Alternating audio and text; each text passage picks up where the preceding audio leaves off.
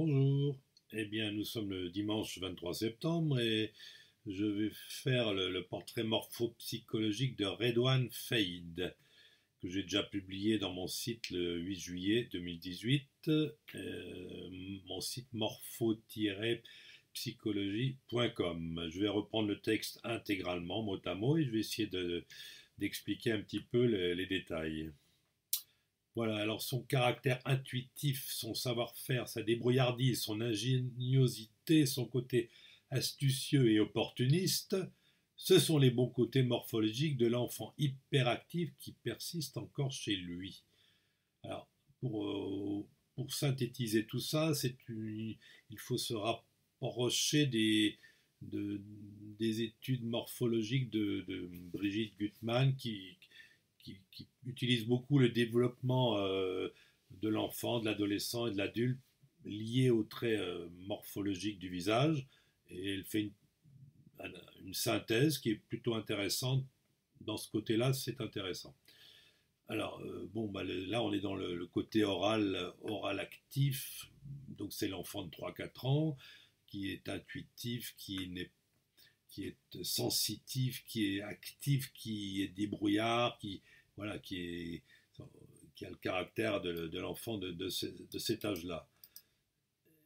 Donc, avec un œil donc, qui reste saillant, un iris très important, ça veut dire que le blanc de l'œil qu'on voit ici ne prend pas beaucoup de place par rapport à l'iris.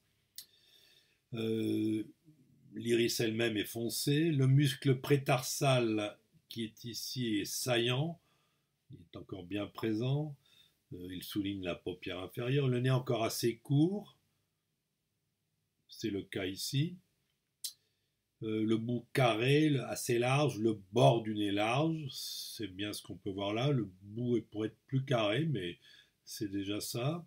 Le nostrum légèrement négatif, ça c'est la pointe du nez qui ne descend pas totalement à la perpendiculaire de la ligne frontale. C'est pas énorme, mais sur les profils, c'est encore visible. Qu'est-ce qu'on voit d'autre? Bien sûr, le tissu des deux lèvres est charnu de façon égale, hein, l'une et l'autre. Il n'y a pas de diminution d'une zone par rapport à une autre. Donc ça va dans le sens d'un stade qui est encore en développement. Il n'y a pas eu de maturation, donc une différence de développement du charnu des deux lèvres. Et puis alors on voit aussi le muscle incisif un petit peu. Donc l'incisif, c'est celui qui fait aller un petit peu la bouche en avant. Bon, c'est le désir sans compromis, la satisfaction de suite avec l'exclusivité. C'est le muscle du bébé qui tète et qui veut tout de suite la satisfaction du repas avec l'exclusivité de la personne. A contrario, donc, ces bons côtés ne présagent pas d'une personnalité encore suffisamment mûre et élaborée pour supporter les frustrations de la vie. Évidemment, quand on a les signes morphologiques qui sont globalement pas encore très mûrs, qui se rapprochent encore de l'enfant et non de la personne mûre, eh bien, on ne peut pas supporter encore toutes les frustrations de la vie, et ce qui ne permet pas de vraiment grandir psychologiquement et de faire des choix et des sacrifices formateurs. Pour se maturer, il faut faire des sacrifices. Il faut abandonner certains plaisirs pour en avoir d'autres plus élaborés et plus durables. Sa solution à lui, entrer de ce fait naturellement dans le cycle de l'argent facile. Évidemment, c'est facile, c'est très agréable, c'est très rapide, je veux ça tout de suite, et si je ne l'ai pas, je fais une colère. Voilà, c'est un petit peu, il y a encore un petit peu à ce stade. Voyou donc, mais tout de même assez raffiné et soigné. Le bord des lèvres est bien limité. C'est la ligne des lèvres qui borde, qui est assez précise. C'est assez notable. Son contact toujours facile, accessible et sociable. Il a de l'extraversion avec le grand zygomatique qui tire la lèvre vers le haut. Le grand zygomatique qui est un petit peu présent, il tire un petit peu la lèvre en cirant vers le bas. Le côté aussi réactif par le bout du nez, réactif, le nez bien développé, carré, il n'y a pas de retenue,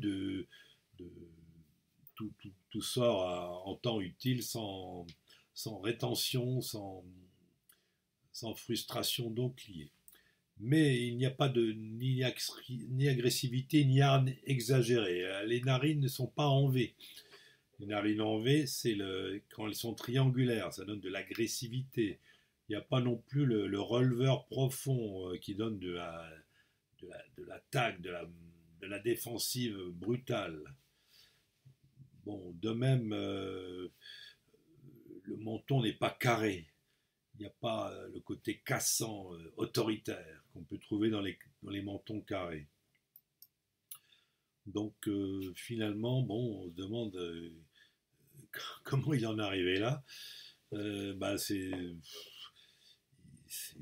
y a eu côté l'influençabilité, le côté enfant qui a fait qu'il a mal tourné, hein, évidemment.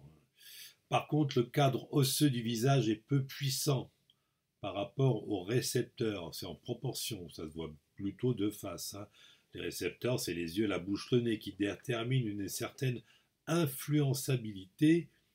Donc on est un peu dépendant de la morale extérieure qui pousse vers le bas, c'est jamais un bon signe, et de ce fait détermine une baisse notoire de la moralité de notre homme. Voilà. Il a aussi son côté amour, camarade, copain facilement pour obtenir gain de cause, et lié au sens des affaires qui va avec. Ce sont là les conséquences des yeux légèrement obliques vers le bas, de face. On pourrait les voir avec l'angle extérieur de l'œil qui est plus bas que l'angle intérieur. Ça se voit uniquement sur une face stricte. Mais en fin de compte, tout ce montage psychologique semble pour l'instant encore tenir à peu près debout et reste relativement bien cohérent, équilibré et efficace.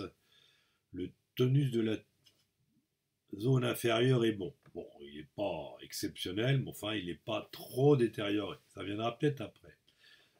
C'est un bon témoin de la bonne santé psychologique des gens. On ne note pas encore de signes de difficulté notoire, donc il n'y a pas le muscle possier qui indique une lutte permanente contre des obstacles. Le muscle possier, il fait une ride ici comme chez les personnes âgées. On ne voit pas encore de triangulaire qui tire les bords de la bouche vers le bas, qui donne du pessimisme, ni de préceptal trop intense. Le préceptal, c'est la zone des cernes, elle n'est pas encore trop marquée, il n'y a pas encore de tension nerveuse excessive. En tout cas, son énergie forte et inépuisable porte encore à bout de bras. Le point, les muscles sourciliers saillants, les sourcils fournis indiquent cette énergie forte. Et les sourcils bien rangés indiquent une énergie qui se développe de façon bien structurée, bien ordonnée. C'est pas un désordonné, c'est pas un Jean Foutre. Quand il fait les choses, il y a de l'organisation et du soin. Enfin, son outil intellectuel est très présent avec sa zone frontale bien protégée de profil. Eh bien oui, c'est la distance entre le tragus et la zone frontale qu'on voit plus sur les profils stricts. Alors cette zone frontale bien protégée de profil, elle est assez performante pour animer très efficacement notre personnage. Son intelligence est synthétique, ça c'est la largeur du front sur le face, critique et puissante avec la bonne hauteur du front, la bonne largeur, on en a déjà parlé, il faut voir d'autres clichés de face, et ainsi qu'avec la présence des crêtes latérales qu'on peut voir ici. L'esprit critique au niveau de l'intellect et de la réflexion. La conception, ici, l'imagination, le réalisme ici, la zone de l'intelligence pratique, toutes ces trois zones bien développées sont bien différenciées et indiquent une façon de réfléchir très, très élaborée et équilibrée. C'est donc certainement très très jeune que les plaisirs et l'argent facile de notre sensitif immature ne supportant pas la frustration ont mis notre fugitif dans le mauvais chemin. Oui, certainement. Euh, ça dépend de l'environnement, bien sûr, pour beaucoup. Un bébé qui n'est pas devenu adulte en quelque sorte, mais c'était un peu écrit et déterminé dans sa génétique et donc de ce fait dans la morphologie. Une bonne part est acquise, bien sûr, génétiquement. Après, les événements extérieurs, l'environnement permet de modifier la conclusion de tous ces caractéristiques psychologiques qu'on peut trouver au départ et qu'on ne peut pas vraiment changer, mais on peut en faire d'autres choses. Et ces facultés intellectuelles n'ont en fait que développé le premier sillon brillamment réussi de ses débuts en un grand chemin définitivement sans issue. Voilà, s'il avait été peut-être un peu plus, on peut dire un peu vulgairement, il avait été un peu plus court, il n'aurait peut-être pas fait autant de conneries. Parce que bon, il a quand même fait des choses assez élaborées. Hein.